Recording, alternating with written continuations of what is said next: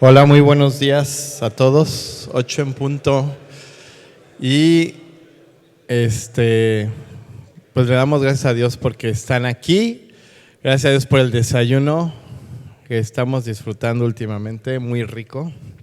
Y bueno, quiero entrar de lleno al tema y comenzar porque la verdad, este capítulo que vamos a ver hoy, trae muchísimo, ahora sí que tela de dónde cortar y hay muchas cosas que compartir y la verdad tan poco tiempo para compartirlas, pero bueno, ¿les parece si comenzamos? Hoy de hecho vamos a comenzar la segunda parte ya del libro con el capítulo 4. Esta segunda parte se llama El hombre de verdad y el capítulo 4 que vamos a ver hoy se llama He aquí el hombre. Entonces, ¿me acompañan a orar para comenzar? Bendito Señor, te damos muchas gracias, Padre, por esta mañana. Gracias, Padre, porque, Señor, a pesar de que a lo mejor algunos este es su día de descanso y su día para relajarse, están aquí. También gracias porque sabemos que hay muchos que también de aquí se van a trabajar, pero también se toman el tiempo para pasar en convivir, Señor, escuchar tu palabra y sobre todo reflexionar, Señor. Y en esta mañana, Padre, te queremos pedir que tú seas el que muevas nuestros corazones, Padre, que tú seas el que abra nuestro entendimiento, Señor, que tu Espíritu Santo, Señor, sea el que nos revele, nos ilumine, Señor, y que sea el que mueva nuestros corazones y quizá transformados por ti, Señor. Te lo pedimos en el nombre de Cristo Jesús. Amén. Bueno, pues hoy quiero comenzar realmente reflexionando en la siguiente pregunta. Quiero que nos pongamos a pensar o que se pongan a pensar ¿por qué están aquí hoy esta mañana? Ahora sí que casi, ¿qué hacen aquí? O sea, piénsenlo, reflexionen. Realmente, ¿por qué viniste hoy? La verdad, se están poniendo muy buenos los desayunos, pero espero que no sea que hayan venido por el desayuno, ¿no? Pero sí quiero que te preguntes ¿a qué viniste hoy? O sea, ¿qué haces aquí? Piénsalo por un momento y quiero que seas sincero contigo mismo. A lo mejor estás aquí porque, no sé, hiciste un pacto con tu esposa y te mandó para que las cosas puedan seguir fluyendo. O tal vez porque, no sé, a lo mejor quieren quedar bien o reunirse o ver a sus cuates de su mesa que ven cada sábado. Digo, puede ser. O porque, o sea, piénsalo, es lo que quiero que en este momento hagas, que escarbes tu corazón.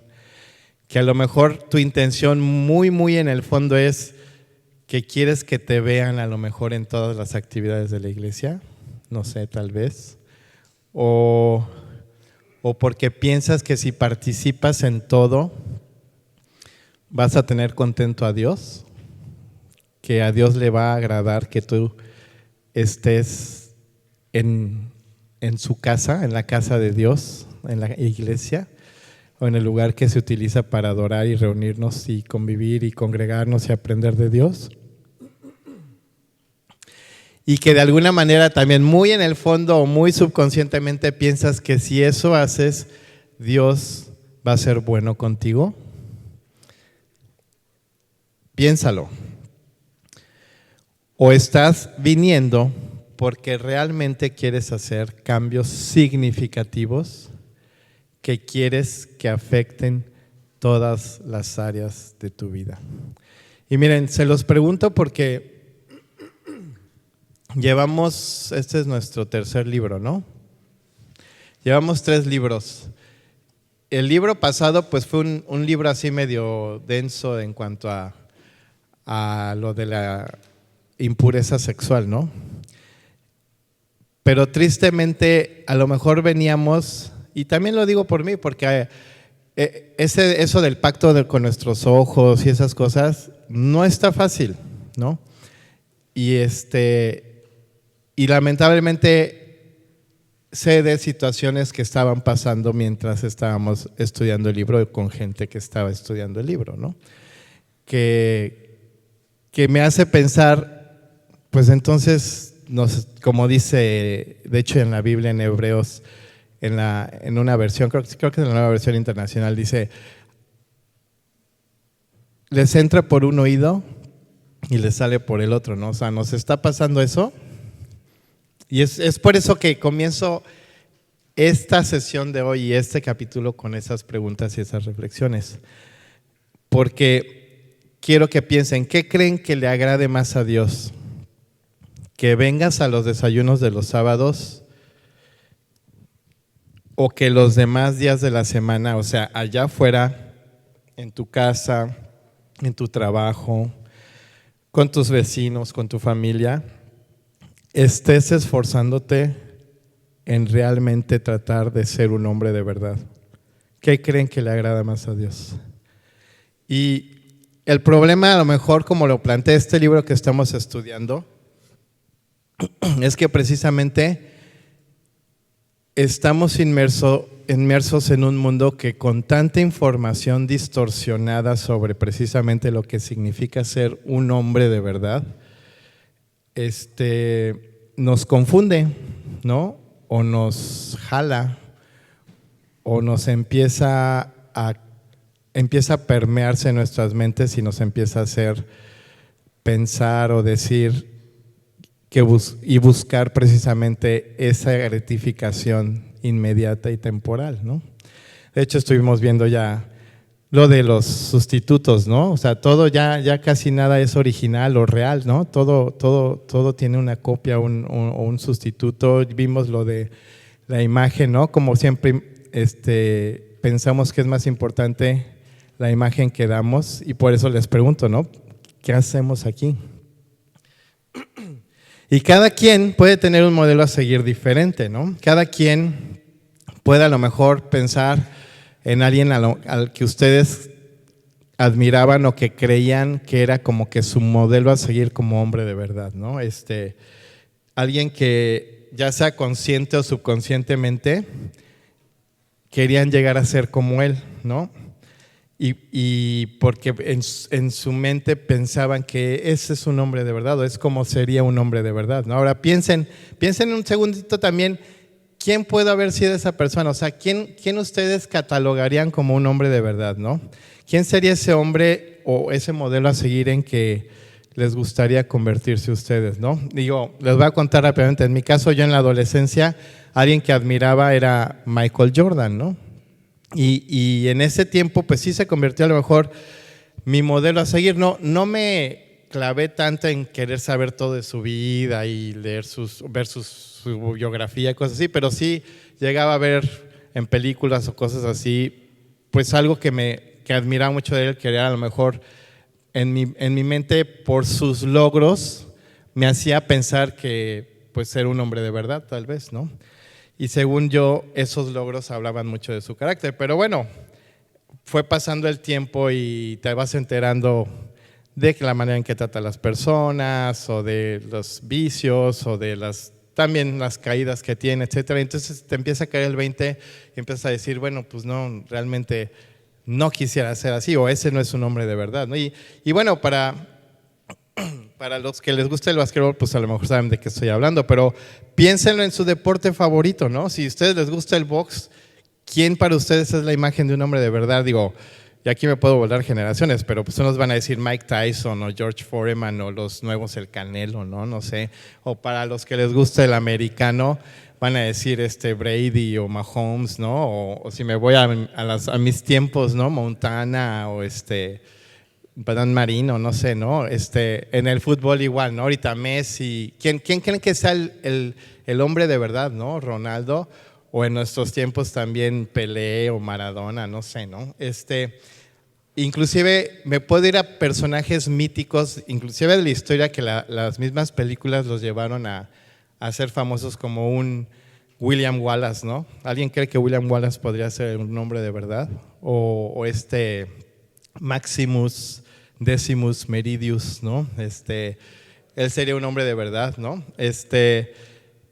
¿realmente creen que ellos pudieran cubrir este perfil? O sea, alguien a lo mejor tiene esa imagen de lo que quisiera ser o lo de que un hombre de verdad podría llegar a ser.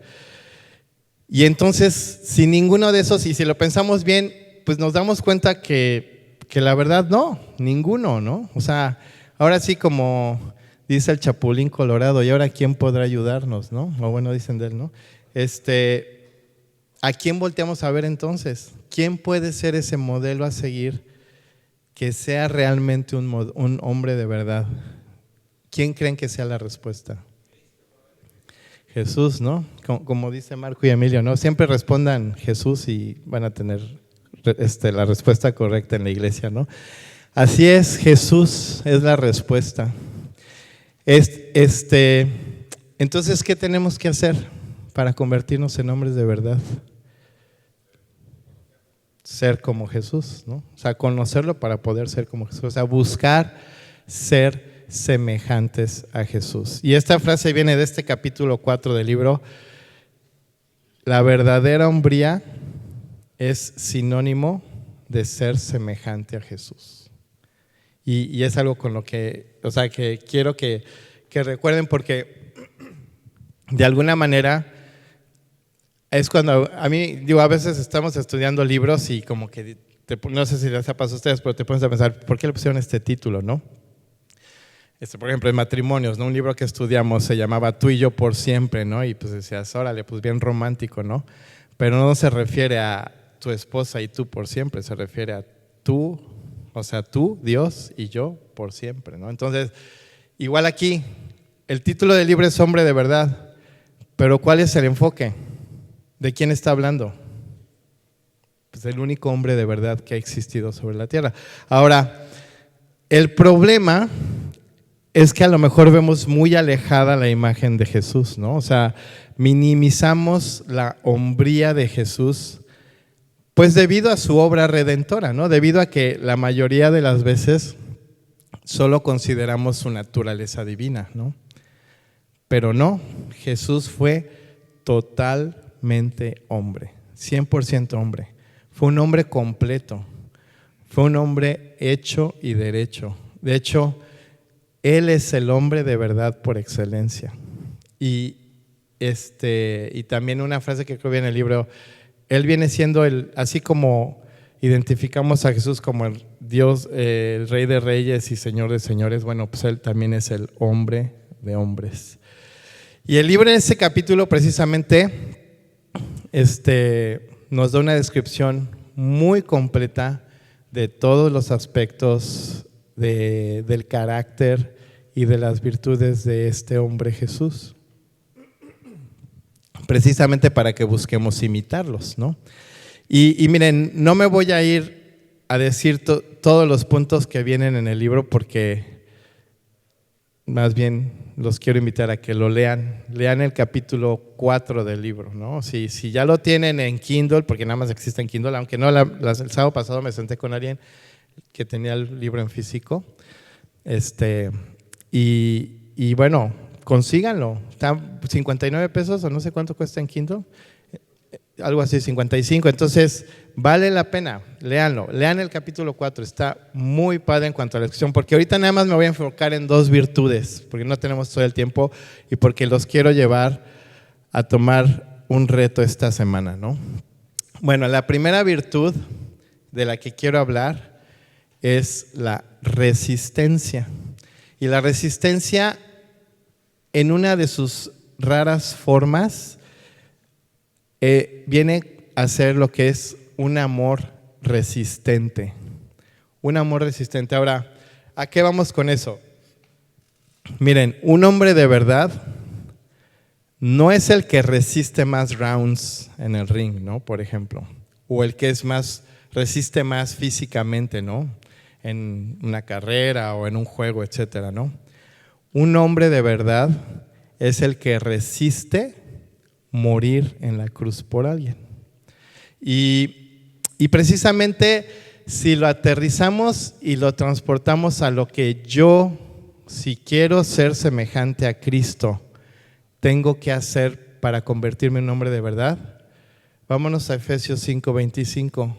que dice: hombres, amen a sus esposas como Cristo amó a la iglesia y se entregó a sí mismo por ella. O sea, murió por ella. Y eso es a lo que nos manda a nosotros, o que si nosotros queremos ser hombres de verdad y queremos imitar a Jesús en como Él era un hombre de verdad, tendríamos que hacer. Ahora, déjenme decirles una cosa. Sí es cierto. Ese es el mandamiento más duro, más difícil que existe para los hombres, que tenemos que cumplir, ¿no? Porque precisamente para eso se necesita resistencia. Y si a lo mejor ahorita ustedes están teniendo problemas en su matrimonio, si piensan que está demasiado difícil de resistir, solo les quiero decir una cosa hoy. Jesús cargó una cruz de aproximadamente 135 kilogramos y la llevó cargando durante casi 600 metros, y Él fue clavado en esa cruz con clavos de casi 25 centímetros de largo.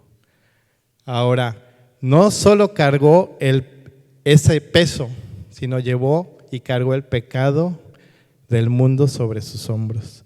Y créanme, la Biblia, no sé si se acuerdan cuando Jesús dice: Dios mío, ¿por qué me has desamparado? Jesús sintió la oscuridad total precisamente por llevar cargando los pecados, donde Dios ya no pudo estar cerca de él debido a su perfecta santidad y tuvo que abandonarlo. Y se sintió así, abandonado. Eso es resistencia. Y eso no tiene nada que ver y no se compara para nada con el posible infierno que puedan pensar que están viviendo en sus matrimonios.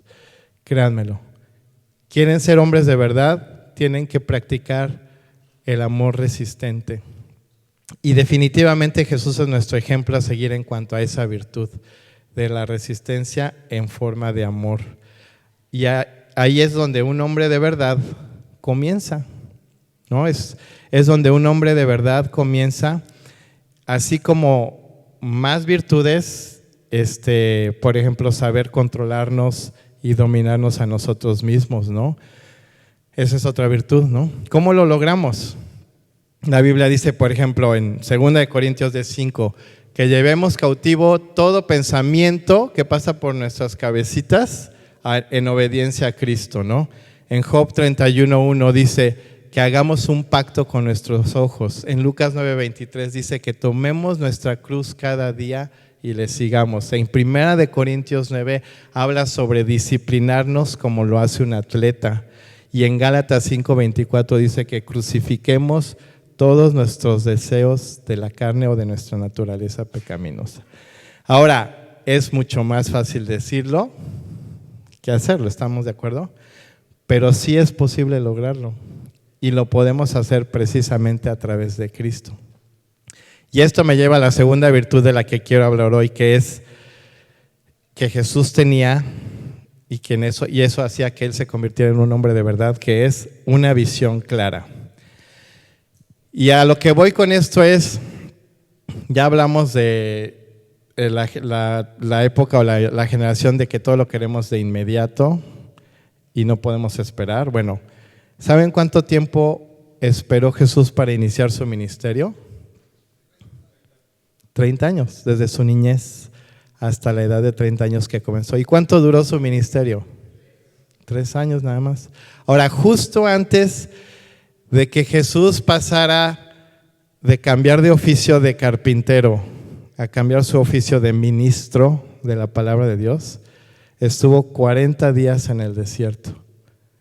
Y ayer leí un meme, una imagen que decía: Adán perdió en el paraíso, Jesús ganó en el desierto. No se trata de tus circunstancias o del lugar en el que te encuentras, se trata de tus decisiones, ¿no? ¿Y cómo tomas tus decisiones? Pues en base a tu carácter, ¿no? En base a querer convertirte precisamente en ese hombre de verdad, ¿no? Y algo que también resalta mucho este capítulo que quiero comentarles es esos 40 años que pasó, 40 días que pasó Jesús en el desierto preparándose, ¿qué creen que hacía? Orando, ¿y qué más? Ayunando, o sea, olvídense de la cochinita, ¿no? Y del relleno negro. Orando y ayunando, ¿no?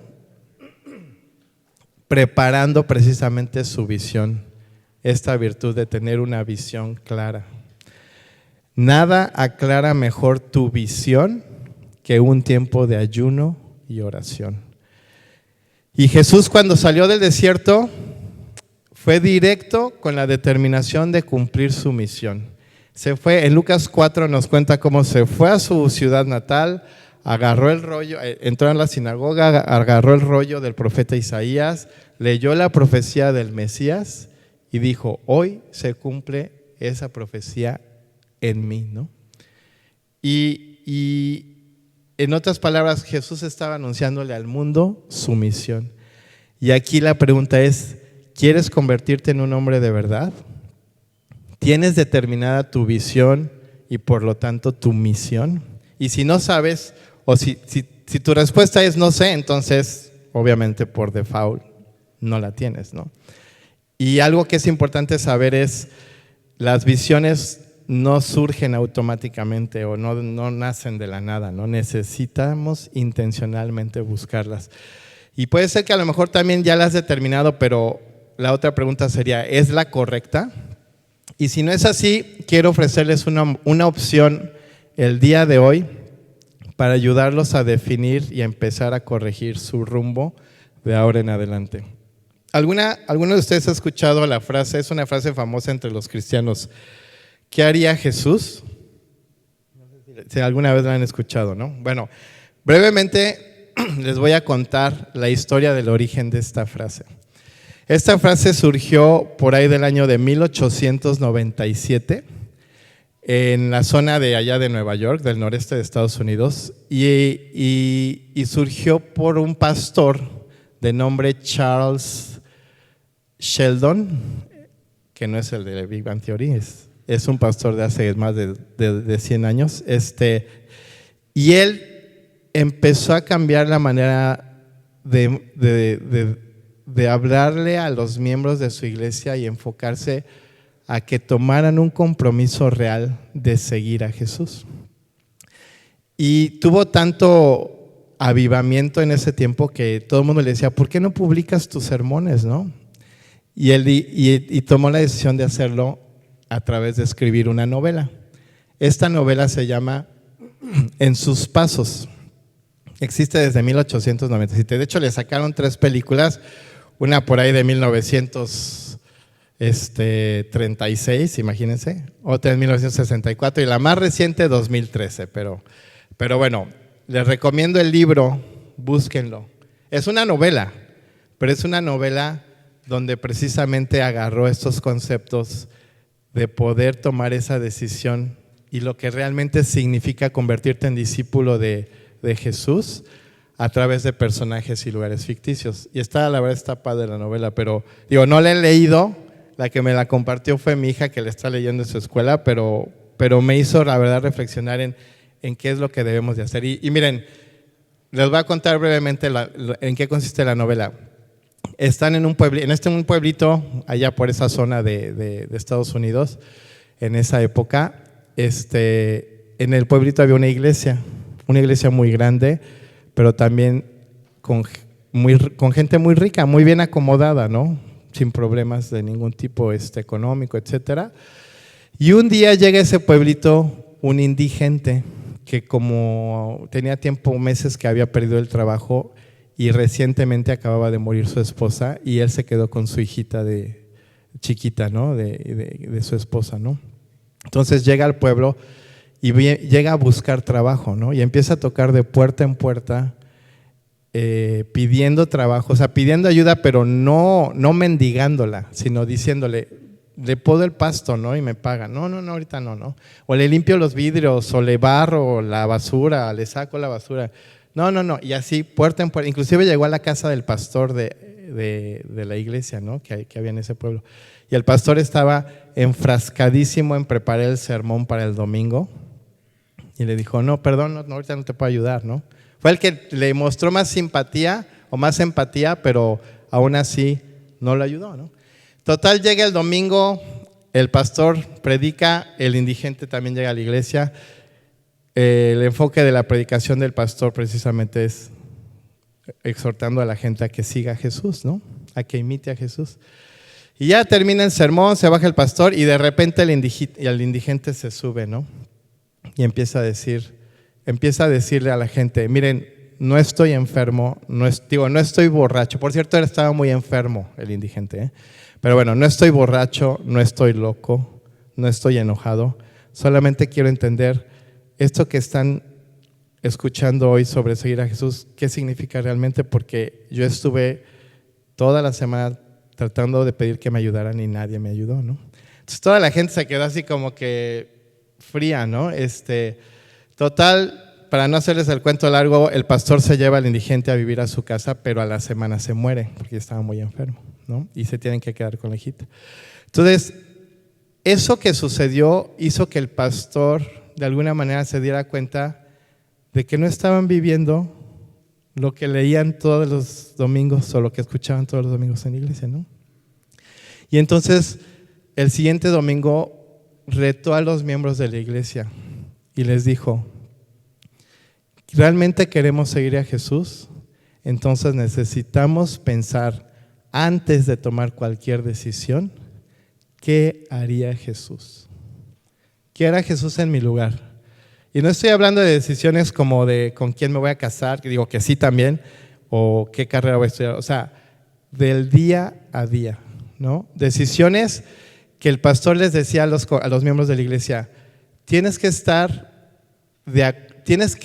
consciente de que eso te va a traer consecuencias, pero tienes que estar dispuesto a aceptar las consecuencias.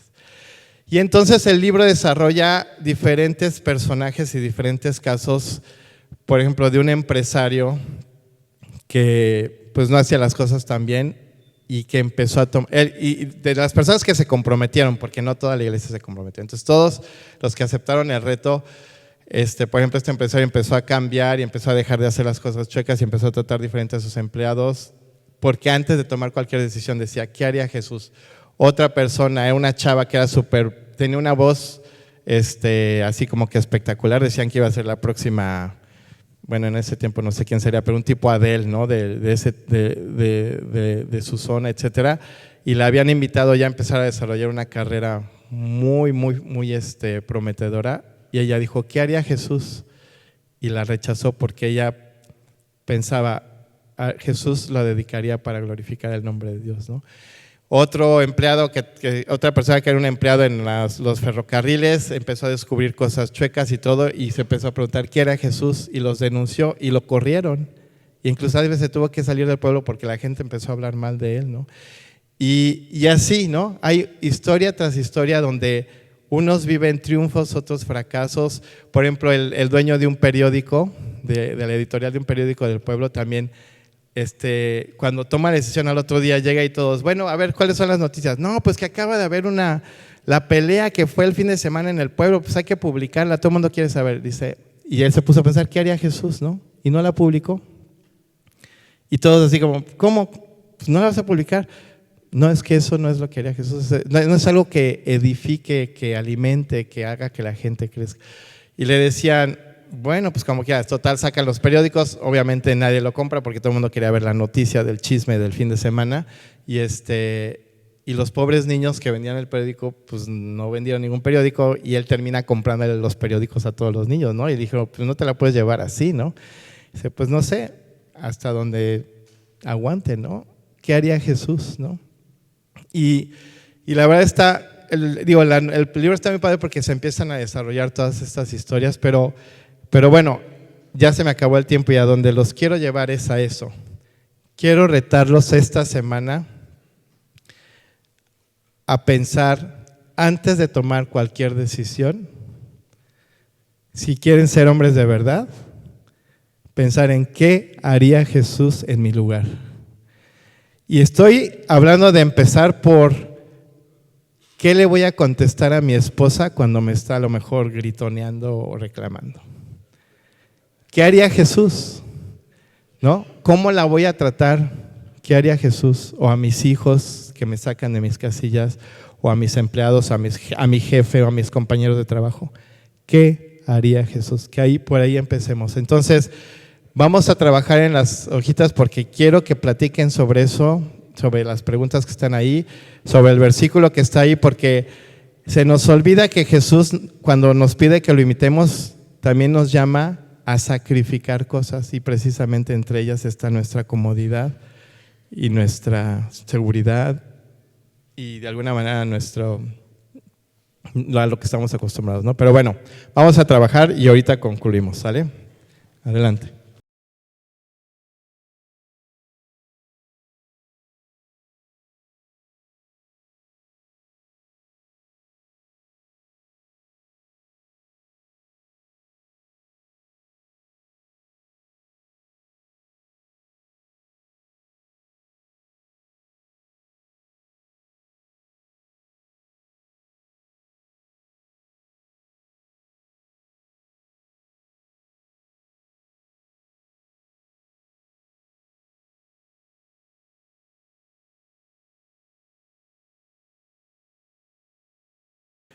Bueno, espero que todos hayan alcanzado a orar en sus mesas. Si no, ahorita que terminemos todavía se pueden quedar a orar. Pero, pues, solo quiero decir dos cosas. Una, estuve caminando por las mesas y de repente se escuchaba que decían, hacer lo correcto, hacer lo correcto, hacer lo correcto. Y miren, el problema de que si usamos eso o pensamos en eso, podemos tener la definición equivocada, ¿no? De qué es hacer lo correcto, pues según quién. Entonces, la idea es pensar así tal cual la frase, ¿qué haría Jesús? No es qué es lo correcto para hacer, ¿no? ¿Qué haría Jesús? O sea, si queremos convertirnos en hombres de verdad, tenemos que seguir los pasos de Jesús. Y el plan de acción precisamente es comprometernos en siempre pensar en lo que haría Jesús en nuestro lugar. Y como les dije, empezar por nuestra casa, ¿no? Nuestra esposa, nuestros hijos. Comercial, este lunes comienza un curso de matrimonios que se llama Amor y Respeto. Si alguien quiere inscribirse, se puede acercar conmigo al final de la reunión, porque vale la pena invertir tiempo en nuestros matrimonios, ¿no? Y bueno, para terminar, una de las cosas que todo el tiempo hacía Jesús, como ya vimos, dedicaba mucho tiempo para orar, ¿no? Y creo que, bueno, me confieso, yo son de las cosas que menos dedico tiempo, ¿no? En hacer. Entonces, quiero también retarnos a que nos comprometamos a estar orando esta semana precisamente para lograr este reto. Si ustedes tomaron el reto, si estuvieron dispuestos a aceptar el reto de todo el tiempo estar pensando qué haría Jesús antes de tomar cualquier decisión, vamos a pedirle que nos llene de su poder y de su fuerza, que nos ayude a no seguir y no escuchar a la sociedad y a la cultura, a vivir como hombres semejantes a Cristo. Oremos rindiendo nuestras vidas para que obre en nosotros y nos convierta en hombres de verdad, en hombres como Cristo. Y no dejemos de agradecerle a Dios por recibirnos a nosotros y recibir nuestra hombría tal y como ahorita la tenemos y como Dios la puede llegar a formar. ¿Sale? Entonces, ¿me acompañan a orar? Bendito Dios, Señor, gracias Padre porque Tú sí nos dejaste este manual, Padre, donde podemos conocerte y poder seguir tus pasos, Señor. Ayúdanos, Padre, a poder sobrellevar y vencer cualquier pensamiento, Padre, que no esté guiado ni dirigido por Ti, Señor. Que podamos llevar cautivos estos pensamientos en obediencia a Ti, Padre, y que podamos tener esta determinación de poder seguir Tus pasos, Señor, de poder pensar en todo momento en qué harías Tú en nuestro lugar. ¿Qué pensarías tú, Señor? ¿Qué dirías tú? Y que puedas limpiar nuestra mente y nuestros corazones para poder obedecerte, Señor, porque sabemos que en obediencia, Señor, tú te vas a encargar de todo lo demás, Padre. Te lo dejamos en tus manos y gracias, Padre, por tu amor y por los hombres que estamos aquí, Señor, y por este espacio y por esta iglesia, Señor. Gracias, Padre, por tu gracia y por tu perdón, Señor, y por tu bondad, Señor, y por todo lo que nos das. En el nombre de Cristo Jesús. Amén.